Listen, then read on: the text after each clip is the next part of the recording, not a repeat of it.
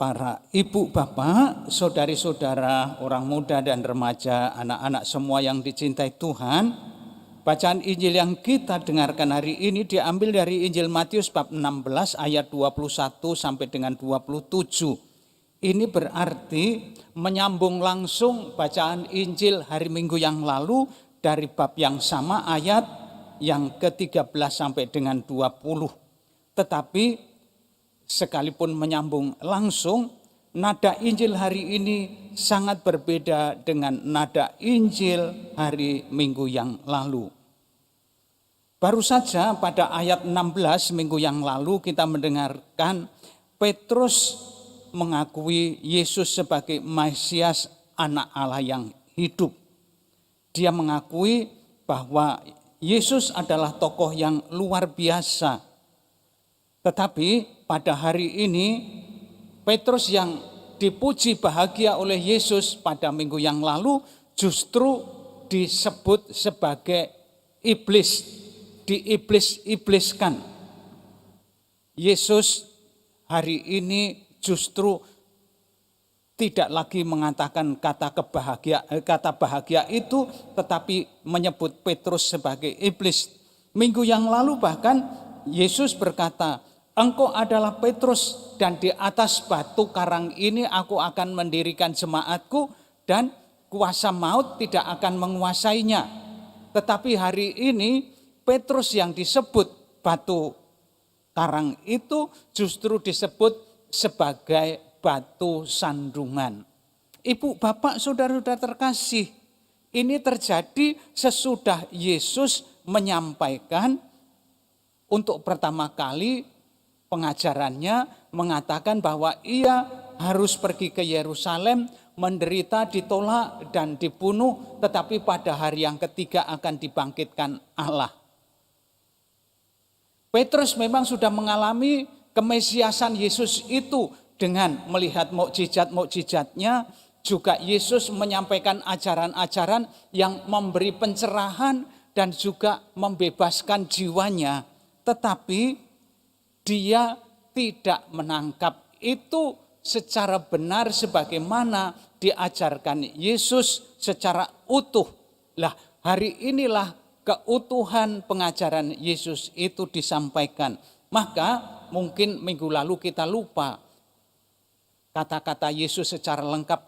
"Berbahagialah engkau Simon bin Yunus, karena bukan manusia yang menyampaikan itu kepadamu." Jadi Petrus disebut bahagia dan bisa memahami bahwa Yesus itu sebagai Mesias, bukan semata-mata pengalaman manusiawinya melihat Yesus yang membuat banyak mukjizat, mengajar, memberi pencerahan dan membebaskan jiwa.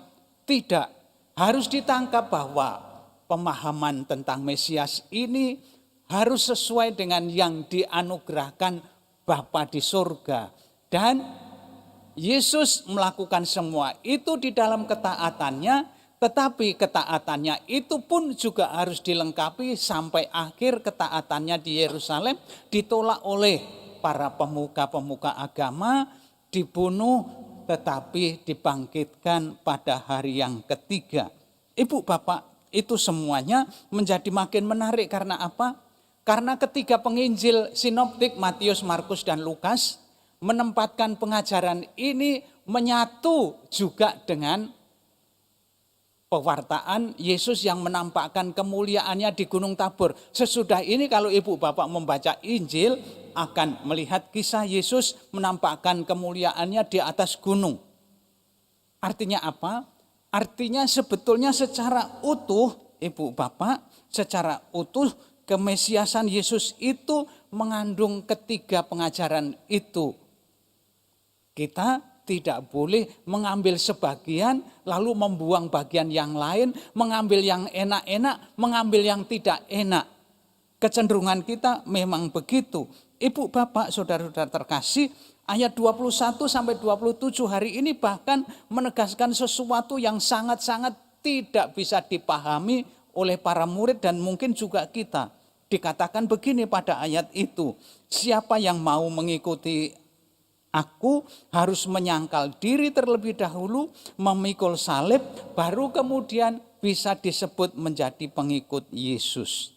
Lah, Ibu, Bapak, saudara-saudara terkasih, saya akan menarik perhatian Ibu, Bapak secara khusus dalam hal ini kesulitan Petrus memahami kemesiasan Yesus yang secara utuh yang harus ditempuhnya mencapai kemuliaan melalui jalan salib.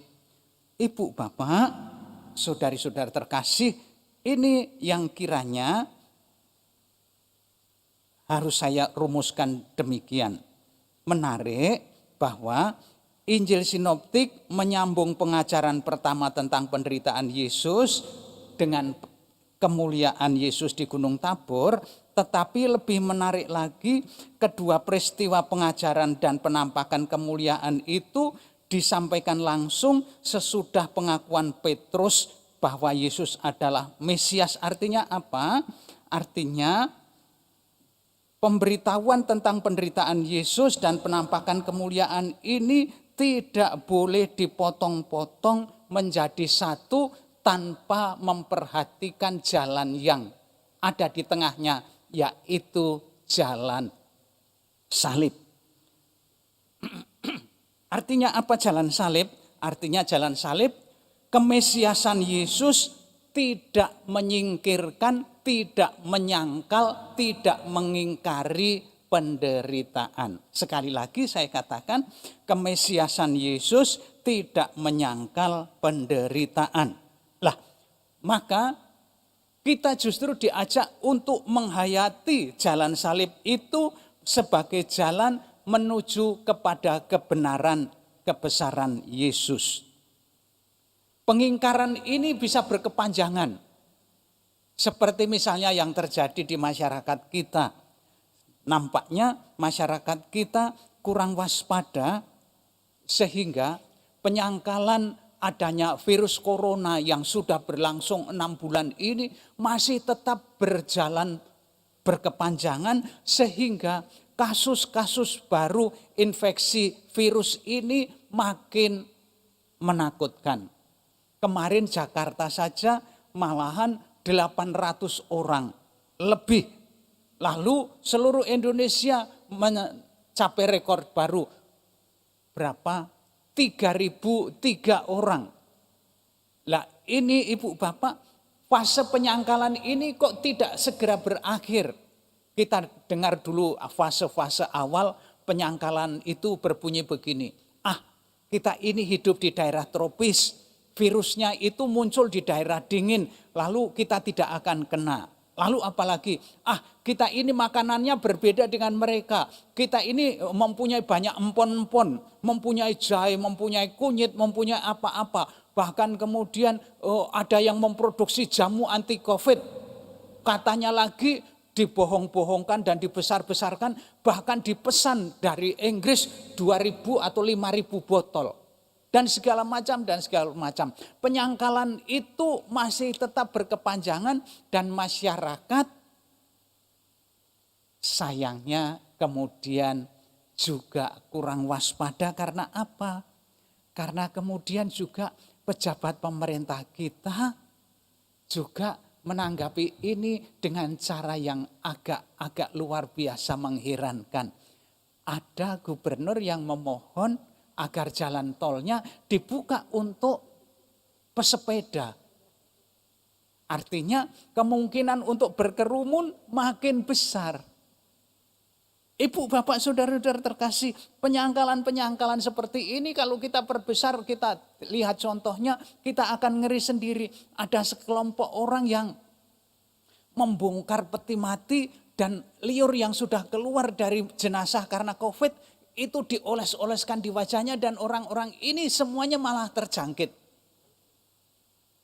Seolah-olah menantang, saya tidak mempan. Sama dengan kata-kata Petrus, hal itu sama sekali tidak akan terjadi pada engkau. Maka Yesus kemudian mengibliskan Petrus, enyahlah engkau iblis. Ibu, Bapak, Saudara-saudara terkasih, saya takut jangan-jangan orang yang berkepanjangan menolak protokol kesehatan itu juga pantas disebut iblis. Karena apa? Karena hanya memikirkan kepentingan diri, tidak memikirkan apa yang seharusnya kita tumbuhkan sebagai orang beriman menanggapi situasi ini. Situasi ini bukan hukuman, saya percaya yakin Tuhan tidak menghukum. Tetapi ini hukum alam, dan memang hukum alam yang bertumbuh ini harus disikapi secara waspada oleh manusia. Kalau kita tidak waspada terhadap hukum alam, maka seolah-olah menjadi hukuman. Tetapi kalau kita waspada dan bisa memakai hukum alam ini secara benar, justru menjadi berkat. Cara berpikir kemesiasan Yesus yang tidak menolak penderitaan, tidak menyangkal salib, mengajak kita melihat apa yang ada di balik pandemi ini, agar kita mengambil sesuatu yang paling pokok saja dalam hidup kita. Embel-embel yang tidak perlu itu harus rela kita tanggalkan. Kalau misalnya boleh menyebut contoh konkret kecil saja, misalnya upacara perkawinan. Perkawinan masih tetap berlangsung di gereja kita, tetapi embel-embelnya tidak perlu diadakan. Ada IO, tidak usah. Ada kur, itu tidak usah. Lalu ada buka selubung, ada wedding cake dan segala macam, itu tidak perlu. Yang perlu adalah bahwa si A dan B yang saling mencintai bangun keluarga ini kemudian diberkati secara sah. Selesai.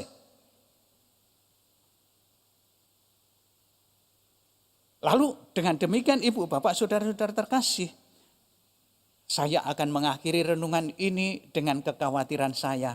Jangan-jangan orang yang tidak rela mengikuti apa yang menjadi protokol kesehatan, memakai masker,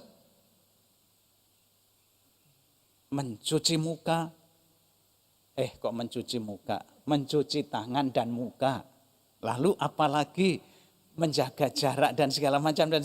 Ibu Bapak sudah hafal, kalau tidak rela melakukan itu jangan-jangan sama dengan Petrus disebut iblis oleh Tuhan karena hanya memikirkan kepentingan diri, tidak memikirkan keselamatan orang lain.